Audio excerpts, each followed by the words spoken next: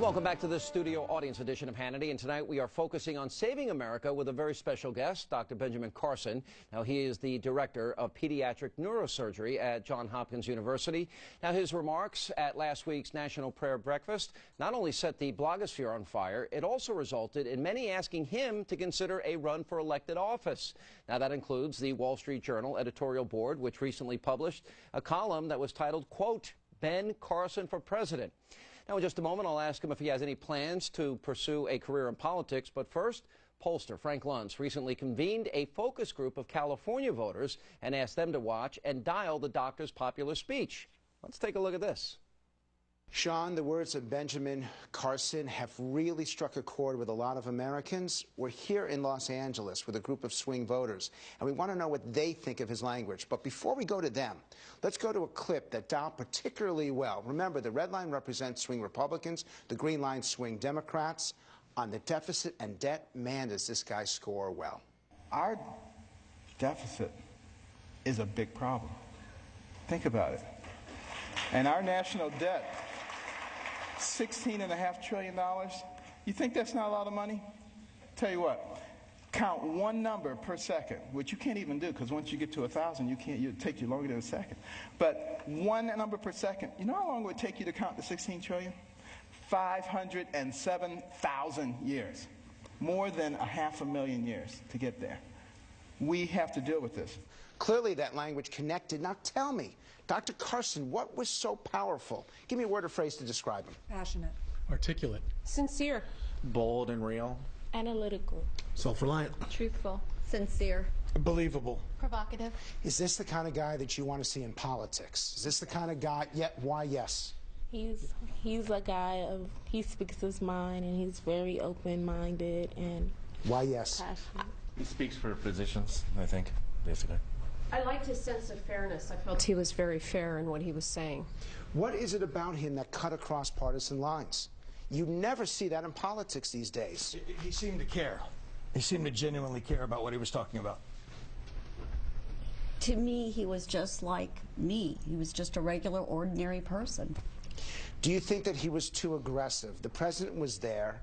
Some people thought that it was inappropriate for him to say what he said. You're nodding your head no. You think it was appropriate? I think it was appropriate because you have to hit on the topics that people want to talk about, and we can't keep candy coating everything. So, and this is our country. What does that mean? It belongs to all of us, not just to the people in Washington. All of us. Do you think that people in Washington listen to you? No. Do you think he listens to you? Yes. He being? Dr. Carson. Yes. So there's a language there. Keep going. And like you said, it's un-American to bite your tongue, to hold back and not say what you think. You guys agree with that? Yes. Yes. It's a good way to get out of the segment. Sean, there aren't many people right now who have the language to connect to the American people, whether it's American values, as you speak of, or common sense, as she spoke of. But there's something about the doctor's message and delivery that really does connect across partisan lines. Very impressive. Back to you. All right, sounds like Frank may have found some, well, Carson campaign volunteers and still with us to talk about the possibility of a career in politics. The man himself, Dr. Benjamin Carson. Just a quick poll. How many of you would like to see Dr. Carson run? Wow. Okay, that's everybody. What do you make of that? Well, I've always said that the only way I would go into politics is if God grabbed me by the collar and stuck me there. It's not something that has been an ambition of mine. But I do have a great desire to get our populace educated. Because if we get our populace educated, they will be able to decipher the truth from what's false.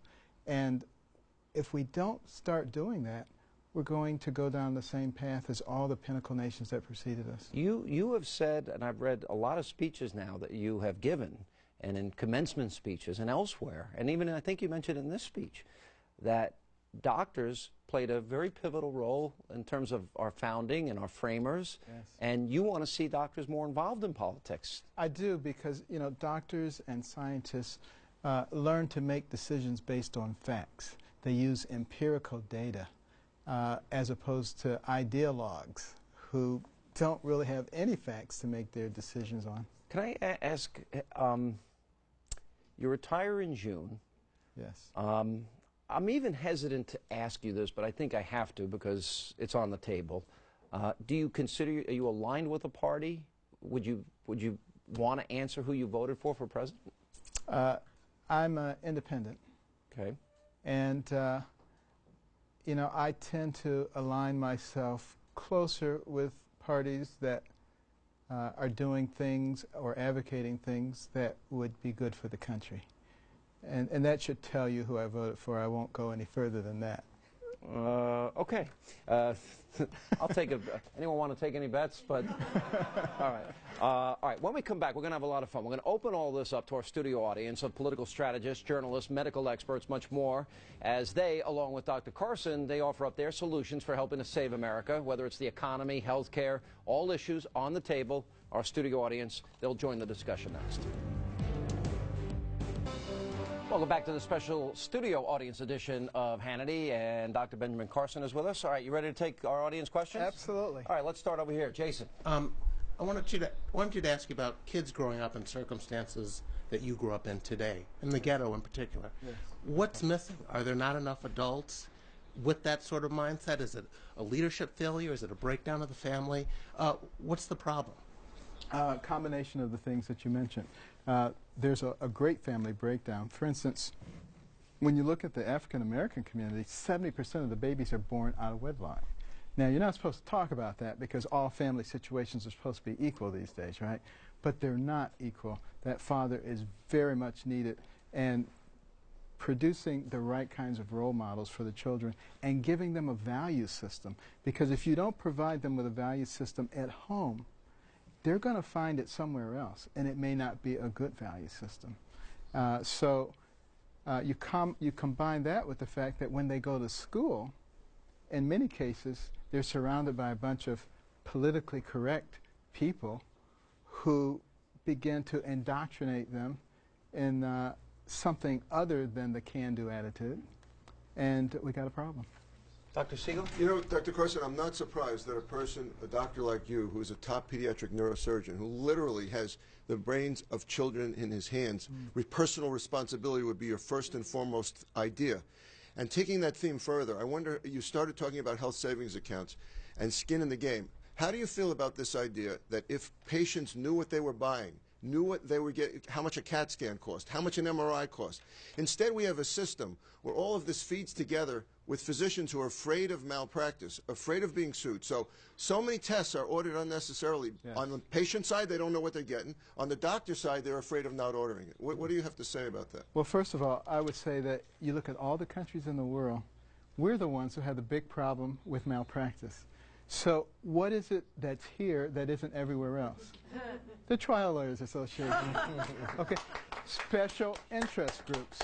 Anything in our society almost that comes out of Washington that doesn't make sense is attached to a special interest group. They've become, as I alluded to in the speech, the fourth branch of government. Until we deal with that, we're going to keep doing things that don't make sense. Deneen? Well, Dr. Carson, I want to thank you for your leadership. But you do know that the black liberal establishment is not going to be happy with you. And I'm talking about the community activists, some of the pastors, some of the politicians, and the black media, because it's your story of success that they don't want communicated to the black community because they thrive on talking about blacks are victims and need special treatment. So I want to thank you for all you do and for your leadership, because we need more leaders such as yourself to communicate the story that America really is an exceptional country. Absolutely. Thank you. And I've heard from a lot of black leaders, actually, since this time, who are very thrilled with what I'm saying. I'm sure there's some that are not, but people are starting to think for themselves, and this is what I really enjoy. Black people, white people, brown people, yellow people, think for yourself. Don't be a puppet. Celia? So the Government Accountability Office came out with their year-end fiscal report back in January, and they said that we need to start running surpluses of 1% over the next century just to keep the same debt to GDP ratio we have today. Right. The Senate can't even process a budget in the Senate right now. How do we shift the narrative to start talking about surpluses? Well, you know, I think we would get surpluses almost immediately if we changed our policies. If we took away a lot of the burdensome regulations, if we dropped the tax rates, you would see money flooding back into this place if we just gave people the kinds of incentives that they used to have.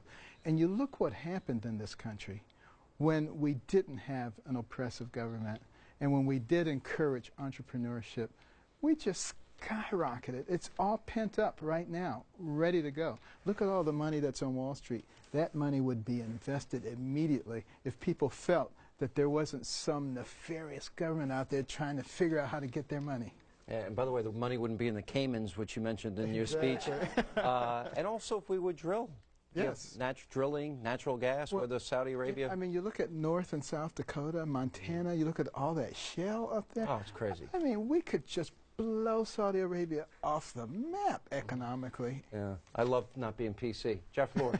Doctor, I'm taking care of my 93-year-old mom, and so we have a few doctors in our life. And one of them left his practice not long ago for something I'm learning called a concierge practice. Another is very concerned about his practice and its continuance and his role in his own practice.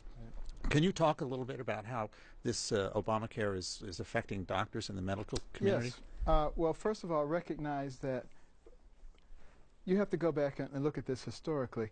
When Medicare, Medicaid first came along, you know, doctors who took care of those patients knew that they weren't going to make any money, but they were okay with it because the insurance companies at that time did have to pay for the ones who did have insurance. And just about every doctor, Dr. Siegel can tell you, had a percentage of their practice that was indigent, and they didn't care. We've always taken care of those patients. But now, because the margins are so narrow, because the insurance companies can do what they want to do, they're not capable of doing that anymore. And, you know, I do think we need some insurance reform also, because when you stop and you think about it, one of the major pillars of our medical system are insurance companies that make money by denying people care. We need to deal with that situation because that's an inherent conflict of interest. And I'm sure if we sit down and put our heads to it, we can figure out a way that they can make an adequate profit and people can still be taken care of. But remember, when we go to the HSA situation, the insurance companies will have a very different role because they will just be doing bridge insurance, and we also will have a way of taking care of catastrophic insurance. All right, we're going to take a break. We'll come back more with our studio audience and Dr. Carson on the special edition of Hannity.